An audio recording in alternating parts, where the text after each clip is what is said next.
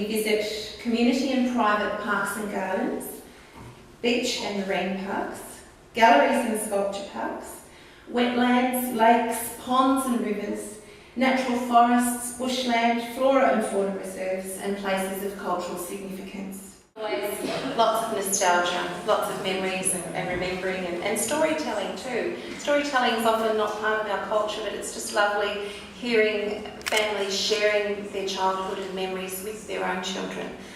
And being in nature encourages this sharing and storytelling.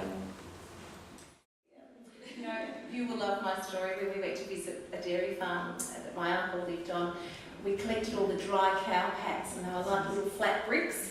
And we collected for days, and we ended up stacking them up in this igloo shape. We joined them together with the fresh stuff. It was the most wonderful experience. Yeah. And cow poo is not at all offensive. It's a nice grassy smell. So we were up to the elbows in. I think one of the most encouraging outcomes of this program is hearing that confidence is growing for families to revisit these special places in nature on their own. So, positive connections with nature at this early age instill understanding of, empathy with, and commitment to nature. How can one be expected to care for or protect our natural environment if one has never been immersed in it? Natured Kids recognises that bonds are strengthened, communication flows and memories are made when children and adults share the same experiences in nature. This time together in nature forms the foundation for eco-literacy and influences attitudes and lifelong respect for and care of their natural environment. The health of our children and the future of our environment depends upon restoring the connection of our children to nature and the outdoors. Nature Days nurture children and create healthy, happy kids. Thank you.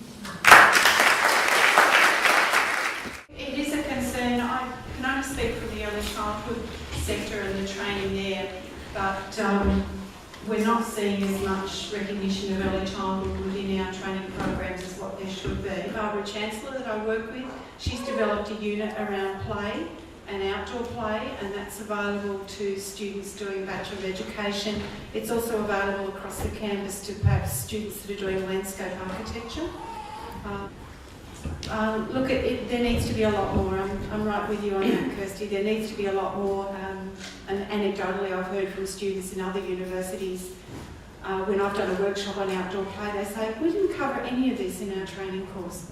So it's certainly an area that we need to do more. Anybody else have to comment on that?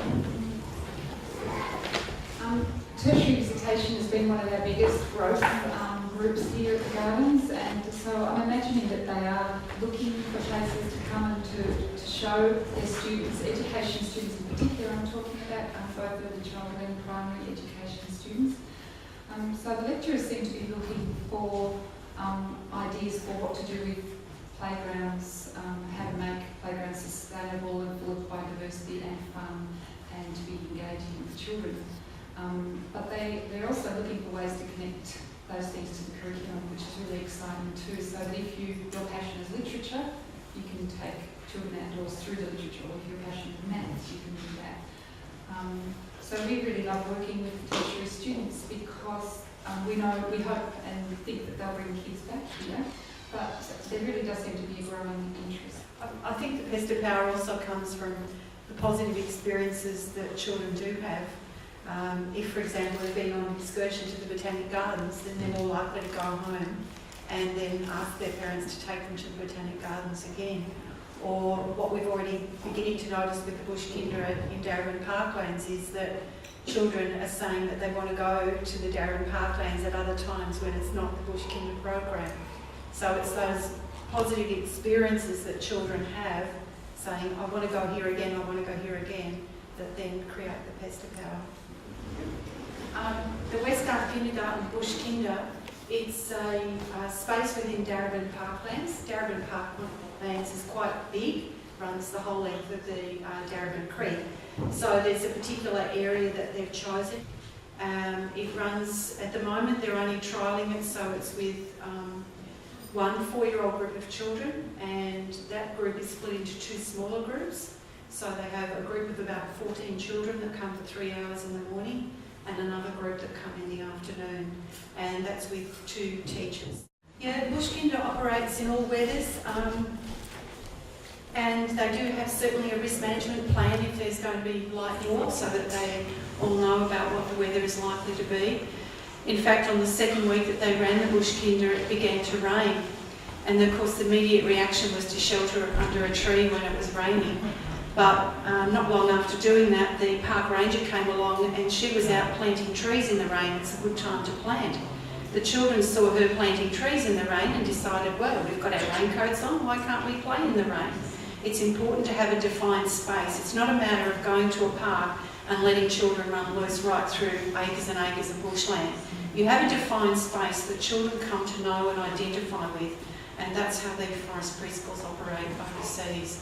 So you become very familiar, a sense of ownership and identity with that particular space is important. I'd like to ask a question. I know you're all vaguely familiar with each other's work, but having heard the 4 presentations this morning, is there anything that you take away or connections that you see that you might not have known before this morning, having seen each other's presentations? A lovely chance to share our skills with everyone and knowledge and to meet you all and make connections. I was just going to say how extraordinary it is that things are going on all around us that we don't necessarily know that are going on. We might have a little inkling, but not to really tap into the true worth and the true experience. And so it's sort of sad in a way, but it's great then that we can have these sort of functions and so that we can share these things. It's one of the things we find with networks when you bring people together. Every single one of them thinks that they're the only one who cares and the only one who's trying. And then suddenly you get into a room full of people who say, oh my God, there's more of us. Why don't we work together more often? Did you have something? Yeah, just following on to that, I think it's probably not only the 4 of us, probably there's lots of experience in the room as well, who are working on projects across the state perhaps, that we can tap into as well. It's a relatively new phenomenon, but the second generation is today's kids that are also growing up in cotton wool. Isn't the outlook fairly bleak? I mean, you're all talking about these great things you're all doing, but I would say the people in this room and yourselves are in the minority in terms of the exposure to, the outdoors, and it's a decline. I do think there's a global momentum though. It's increasing because 5 years ago I was really into it. Whenever I spoke about, reconnecting children with nature, people would look at me with a strange look on their faces. But now they might understand a little bit more. I also want to show that we've got our website up. It's still a work in progress, but it's supposed to be a platform because there are so many inspiring initiatives around. We can't possibly know about all of them. We hope that we can put them on our website so we can link you through. So if you're interested in anything happening with Parks Victoria and the Rangeroo, anything at the Children's Garden and all the groups that are involved in our network or anything going on, we hope to build a big database. And if you want to be more active with the Facebook site, so hopefully people that have similar interests can get in touch and start their own groups and saying, hey, we're going to go to this park, can I join, and stuff like that. Get the movement going. We do hope to organize a few more events, the next one hopefully around August or September, so keep your eyes open and we'll be sending out emails through our networks and hopefully directly to you. And spread the word. That's it. Thank you for coming. Thank you for caring. Take the opportunity to go see the Children's Garden. You're really going to see this thing. Come and see this beautiful mandala. And what can I say? Get outside. Thank you.